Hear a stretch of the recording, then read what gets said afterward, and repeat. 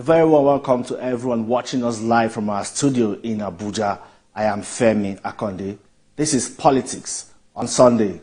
Well, let's begin with some breaking news now coming from the National Assembly, where the leadership of the 10th Assembly is currently in a meeting with the Tripartite Committee on National Minimum Wage. Parliament's intervention is with a view to stopping organized labor's planned nationwide strike, slated to begin on June 3rd. At the meeting with organized labor, the private sector and representatives of government, the organized labor expressed commitment with the government to avoid a national industrial action that will impact negatively on the populace and the economy. At the brief opening session, the leadership of the National Assembly appealed to all parties to be open-minded and put the nation and its people first. The meeting now goes on behind closed doors. Well, we'll continue to bring updates of this as it unfolds. I would also establish contact with our correspondent, Joke Adisa, who is at that meeting and will bring us updates on the resolutions reached. Well, if this meeting between the National Assembly's leadership and organized private sector and the labor union fails in less than 12 hours, the country will experience a nationwide shutdown imposed by the Nigerian Labour Congress. That's after failing to reach a consensus with the federal government in the negotiations for a new minimum wage. Already, unions affiliated with the NLC have given directives to their members to down tools on Monday in protest against the perceived reluctance of the federal government to grant the 494,000 naira monthly minimum wage for workers. But the federal government had proposed a 60,000 naira monthly minimum wage offer, which will be a 100% increase from the current 30,000 naira. The federal government is in a race against time to prevent an economic lockdown that will lead to huge loss of revenue at a time the country desperately needs all the money it could get to run the affairs of state. The federal government says a 494,000 naira minimum wage increase amounts to 9.5 trillion naira annually, which is about 40% of the country's annual budget. And it is also a 1,547% increase. If this planned strike is not averted, commercial banks will not open its doors to customers. Aviation workers will not report to their duty post, leading to flight cancellations. Electricity employees will also down tools and cause a nationwide blackout. The Nigerian Railway will also not provide rail transport service, as the tracks will be idle without coaches running on them. Healthcare services may also be epileptic at government-owned hospitals. Petroleum and natural gas workers will not lift products for distribution across the country. There will be a scarcity of petrol. The entire civil service will be locked out of their offices on Monday. This will be the reality the country may wake up to if this strike is not averted. Well, there's already desperate last-minute efforts by the federal government to make the NLC budge in this decision to call an indefinite strike. Well, moving on now to other stories. As Commander-in-Chief of the Armed Forces of the Federal Republic of Nigeria, President Tinubu has spoken up in defense of his troops at the front lines spread across the country. President Tinubu is mourning the killing of troops by suspected militant members of the proscribed terrorist organization, IPOB, at a checkpoint in Aba, Abia State. President Tinubu put out a statement he personally signed, where he declared that the federal government will come down heavily against those who have made it a habit to needlessly attack the officers and men of the armed forces. He insists the Army and the Federal Republic of Nigeria have the capacity to crush violent non-state actors, making the communities unsafe. This statement is the first directly from President Bola Tinubu against those calling on people in the southeast to sit at home. He described their action as nothing but a treasonable offense. This comes just about 2 months after President Tinubu was at the National Cemetery in Abuja to attend the funeral of Nigerian Army personnel killed in action at Okwama, Delta State. The president has strongly warned that on no account should anyone, under any guise, have the audacity to target agents of states. And this is also just about 2 weeks after the Nigerian army shot the popular Banex Plaza in Abuja after an unprovoked attack by some traders on unarmed soldiers. Two other stories now. The nationwide NLC strike notice and the attack on a military checkpoint in Aba, Abia State comes at a time President Bola Tinubu's administration is celebrating its 1 year in office. Already, ministers have been holding media events to reel out their scorecards in various sectors. President Bola Tinubu has been getting thumbs up from supporters of his administration, both within and outside the country, for its performance within 1 year. But the People's Democratic Party has described the president's 1 year in office as the most challenging in the country's history since the Civil War. They urge the president to prioritize governance, tackle corruption, and address the fuel crisis. The presidential candidate of the PDP, Atiku Abubakar, scored President Tinubu's 1 year in office low, saying the president's 1 year in office is a cocktail of trial and error economic policies. For the Labour Party caucus in the House of Representatives, they described President Tinubu's 1 year in office as a reign of economic hardship, insecurity, and hopelessness, which they say negates the renewed hope agenda, especially the campaign promises of the current administration. Well, I have live in the studio the special advisor to President Bola Tinubu on media and publicity. He is also the special envoy, Nigeria Special Envoy on Climate Action, Chief Ajuri Ngilali. Welcome to the program, sir. Always a privilege to be with you. Yes, let's quickly start with what's happening at the moment now, the strike or the threat by the Nigerian Labour Congress to down tools beginning on Monday, which is tomorrow. A meeting is ongoing with in the National Assembly with its leadership, hoping that, well, all of this can be averted. But what really is going on now? The federal government has told Labour what they can afford, and Labour is saying that is still not enough. Is it the federal government being adamant, or Labour Labour is unrealistic with its demands? Thank you very much, Femi. I think the starting point is to recognize that His Excellency President Bola Ahmed Tinubu would love to have a minimum wage in this country that is even north of 1 million naira per month for every Nigerian. He would love to be able to do that.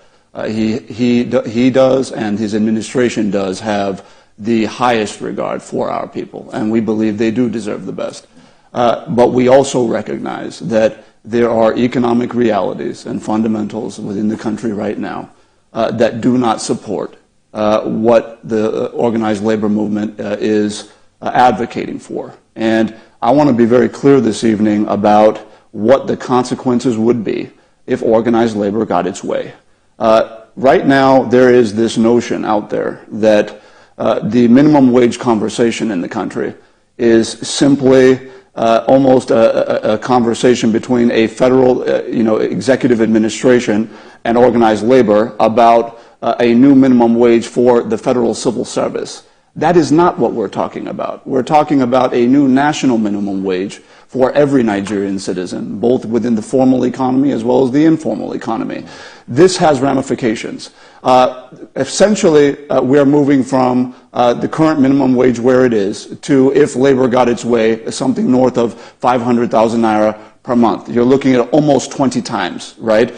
So the impact that would now have on the citizens of the country, we're not talking about government now, we're talking about our people, is, I want to be practical about this. If you're thinking of the mom and pop shop that is dealing in chin-chin and bakery and these kinds of goods and services, the idea that you are going to mandate them to 20 times whatever it is they're paying their staff within that small business, you know that you are essentially mandating the closure of that business, and you are literally indirectly sacking an entire set of people who have families because that business is closing because they cannot live up to the minimum wage that organized labor is asking for. I'll be even more practical about this.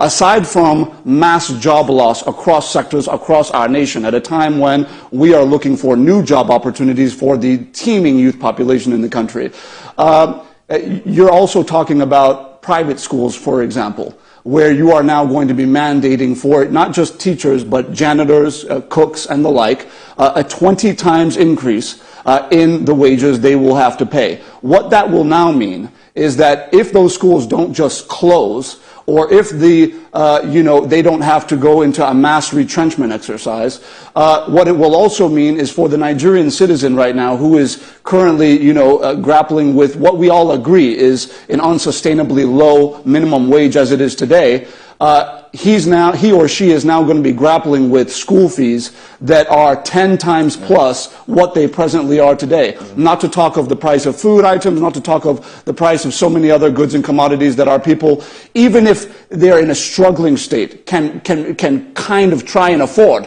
It now becomes totally unsustainable. Okay. So these are, I think, some of the real pragmatic assessments that need to be made public so that everyone understands that this is not just a matter of government not wanting to budge or government wanting to maintain as much of its revenues as possible. No, we're talking about an existential issue to the Nigerian economy, and it should be treated as such. Okay, that tripartite committee is negotiating with Labour on behalf of the president and the government. Now, I know you don't speak for that committee, you speak for the president. That's right. Would the president be willing to shift grounds? Let me say that we have never had a more pragmatic president who recognizes the very minute and acute challenges that our people face. I mean, this was a president who, when he was governor, went to the level of paying NECO fees for indigent families in Lagos State. I mean, that is the level of attention to detail that he pays to issues confronting his constituency. Now, the nation is his constituency, and he's no less concerned, if not even more so, given the wide raft of responsibility. So, he is a man of empathy. He is going to do what is right, but he's also going to ensure that while he does his very best for Nigerian families, irrespective of which part of the country they come from and what sector they operate in, he's also going to ensure that there is not a mass retrenchment as a result of any, as a result of any kind of move by organized labor to try and push the government to a threshold of agreeing to something that is in effect unachievable and unsustainable. Okay, this is coming at a time when the administration is basking in the euphoria of that 1 year in office celebration. We have seen the president go around, inaugurate major projects. We have seen scorecards being reeled out by ministers and all heads of government agencies and parastatals. It's 1 year of President Tinubu's administration. Different comments, divergent views and all of that. But really, what are those things in actuality that Nigerians can see and touch and say, indeed, 1 year is worth the time? Femi, I don't know that it's basking in euphoria so much as it's just a recognition of the very hard work that has gone into, making the country over the long term a better place to live for all of our people. And that's why we've had, I think, very muted celebrations on the part of His Excellency President Bola Ahmed Tinubu. Instead of the pomp and pageantry, he's been out commissioning projects that will have direct impact on people's lives from Lagos to Abuja. And of course, we've seen commissionings all across the country within the states as well. And then on top of that, we saw the president, for example, really communicate very clearly about what it is his administration has done through, of course, the Federal Executive Council members, the honorable ministers, giving their scorecard as to what has been achieved. But I would like to touch on just a few things, right? It's no secret that His Excellency, Mr. President, has now overseen the effective implementation of the Presidential Power Initiative with Siemens Energy, which is ongoing now without any hiccups, as we had previously seen under the previous leadership at the Ministry of Power, for example. It's now going on very well. We're seeing those substations arriving in the country, and as a result, we're seeing some level of relative stabilization within the currents across the country. We still have a lot of work to do, which is why we're not clapping and dancing at this point. We also would look at the oil and gas sector, where there have been major, announcements made with respect to over $6 billion of investment coming in from various IOCs in new deep offshore production, which is obviously going to ramp up the revenue of the Nigerian Federation. I think it was just the other day we saw Ogun State being announced as another frontier oil exploration, a state of exploration. So you look at gas, for example, where the president just recently unveiled 3 new gas processing and handling facilities in different parts of the country to ensure that we're not just producing producing raw natural gas for export, but that we are monetizing to the greatest extent possible value additive gas products that we can now not just use locally to satisfy local demand, but ultimately export the surplus as we begin to ramp up the establishment of these facilities around the country. Again, new pipelines are being completed across the country. Of course, the OB3, the AKK, we're getting ready to extend that across the Sahara now, so that we have the trans-Saharan Nigerian gas pipeline that will ultimately pipe Nigerian gas up to Western Europe, creating a brand new stream of billions of dollars in revenue. There's so much that has been done. If I look at road infrastructure, it's no secret that the president has obviously flagged off the 700-kilometer Lagos-Calabar superhighway, in addition to the Sokoto-Badagry superhighway that's coming up here very soon. We have new rail links that this president is putting in place, an extension of the 326-kilometer Warri-Itakpe rail line that from the Warri end will be extended into the Warri seaport to create more port access in diversification away from just the western seaports. But then on the northern side at the Itakpe end will now be extended up through Kogi, through Lokoja, all the way up to Abuja, so that as we link Abuja-Kano very soon, when that's finished over the next 2 years, you're now going to be able to move goods from northern Nigeria down to the south or to the southwest as the president completes the branch from Ibadan all the way to Abuja as well. There is so much to talk about. I can't, of course, exhaust everything he's done in MSME capitalization, 200 billion in grants and loans to over 1 million nano businesses across the country, in addition to the fact that this is a president who has also now ensured that he is the president that goes and reforms our tax code in such a way that we can ease the process of doing business in the country for foreign investors by taking our current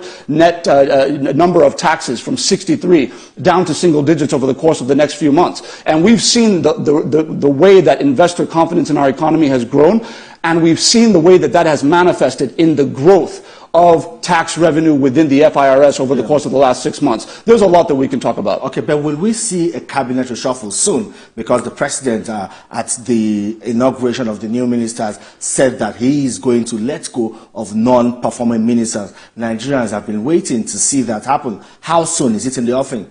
Well, look, the president is not a man who is driven by television commentary, and he's not driven by just sheer emotion. He's driven by a pragmatic assessment of facts and figures with respect to the performance of the members of his cabinet, and he's going to take decisions accordingly.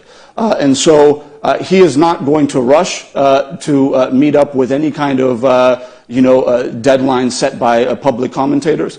He's going to do it in his own time, but he's been very clear with all members of the cabinet, as well as most recently in a meeting with Ariwa leaders. He said it very clearly that any cabinet minister, irrespective of how well they know him personally, if they are failing Nigerians in terms of bad performance or poor service delivery, he will sack them without thinking twice. I think his background shows that he means what he says, and that continues to be the case. But I think we should be clear about the fact that unlike maybe previous administrations since 1999, where some of these decisions are taken arbitrarily just because a president wants to be seen as shaking things up, the president is going to be taking his decisions based on a measurable set of indices that he set under the office of the Special Advisor to the President on Policy and Coordination, the performance contracts and agreements that all ministers had to sign.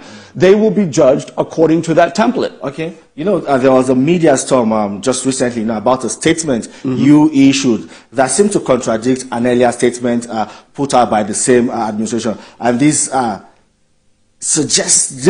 suggestive of some kind of confusion or disagreement within the presidency. Is that the case? Is there confusion in the presidency? Femi, this is something that I watched, a lot of the television and radio coverage of the situation, and it's totally unfortunate and misguided in the sense that anyone who is being fair-minded and unbiased about the actual wording of each of the statements that came out, what they would recognize is first and foremost that we made a clear reference to public commentary. We were in a situation in which on television stations around the country one evening, it was being reported that the president is going to provide a State of the Nation address to a joint sitting of the National Assembly. It was a very clear insinuation that was made, a declaration that was made on several news broadcasts and the like. This was alarming to us because there was no statement from the State House at all, none of the two statements that have been cited, that said anything about a State of the Nation address, right? So that's number one. Number two, I think we have to also be clear about the fact that the Speaker of the House of Representatives came out publicly and clarified what the confusion was and around some of the miscommunication that happened. And our statement simply dealt with the public commentary around the idea that there was a State of the Nation address. We never said the president was not going to attend an event in the National Assembly. We never said the president would not give, extemporaneous remarks at the National Assembly. We never said any of that. What we said is that there will be no speech delivered before a joint session of the National Assembly concerning, kind of an overview of his administration for May 29th. And the last point I really need to make is I've been really saddened by some of the commentary attempting to create confusion and division within the office of the president with respect to my humble self and a very respected elder colleague in the person of Mr. Onanuga. I want to be very clear that when I was somewhere in primary school, Mr. Onanuga was risking his life on the streets of Lagos against murderous oppressors, defending the right of Nigerians to be able to vote for their leaders. Anybody thinking that they can create an impression that I see myself as on par or on level with somebody of the stature of Mr. Onanuga, that I'm competing with him, that I'm antagonizing him in any way, somebody that I revere and respect to the utmost, that conversation should stop. When I was sitting at the foot of my father in his parlor growing up, he told me, any wise son who wants to live long will never disrespect his fathers and his elders. That's how I live my life. All right, then. Well, this is the first time we're having a conversation since you were appointed as Special Envoy on Climate Action. But you're also the first SA media to be given a second assignment. How do you intend to handle both? Yes, so this has been a very humbling experience. On the one hand, it is true that, of course, no presidential spokesman has been given a secondary role simultaneously. I recognize that. I'm humbled by that. But, I think what it speaks to is the president is a visionary. He sees things that in people that many others may not see. I'm not necessarily saying his decision to appoint me as the Special Presidential Envoy on Climate Action is even justified. Frankly, I have to earn my space and I have to prove that indeed he made the right decision, which I am determined to do. But the truth of the matter is that I have never, since I've been in the Federal Republic of Nigeria following my youth service, I've had a few different bosses. My first boss of blessed memory was Ali Ogo Raymond Dokpesi of AIT. He believed in me, he supported me to do my work. My next boss was Mr. John Momo, chairman of Channels Television, gave me opportunities to express whatever small talent I have and got me to this point. And then, of course, the former Vice President, Professor Yemi Oshibajo, was very good to me, supported me to do my job. And I'm fortunate to have cordial relationships with all of my former bosses who are presently alive. But let me say that I have never, ever seen or been a part of a relationship with a leader in my life where such confidence and trust has been bestowed on me, has been given to me, like what I have seen from President Bola Ahmed Tinubu, and probably outside of my father, I don't know anybody who's believed in me more. So my task now is to make sure that with this responsibility, and I'm going to get into detail of what we're doing. We need to have you started work. Absolutely, we have started work. The first point is, look, we needed to make the case internationally, and it's an ongoing effort, it's not going to be overnight, that what has been perceived as Nigeria sleeping at the wheel in some way or form on the issue of climate action, that's no longer the case, if it ever was the case in the first place. It is true that within the space, there have been other countries on the continent who have really leveraged on the climate action conversation around the world to position themselves for green investments in a way that maybe Nigeria has been bypassed over for some time now. We believe that's regrettable in view of the fact that we were the first African country, if I'm not mistaken, to have an energy transition plan for 2060. But now we have to take that case to the globe, to all of our global partners, and also make sure that all of our domestic stakeholders are also, in line, are operating in line with our global ambitions with respect to the attraction of green investment into the country. Let's talk about the green economy now. Yes. What prospects and opportunities exist in this green economy for Nigeria? Are we ready, well positioned to exploit?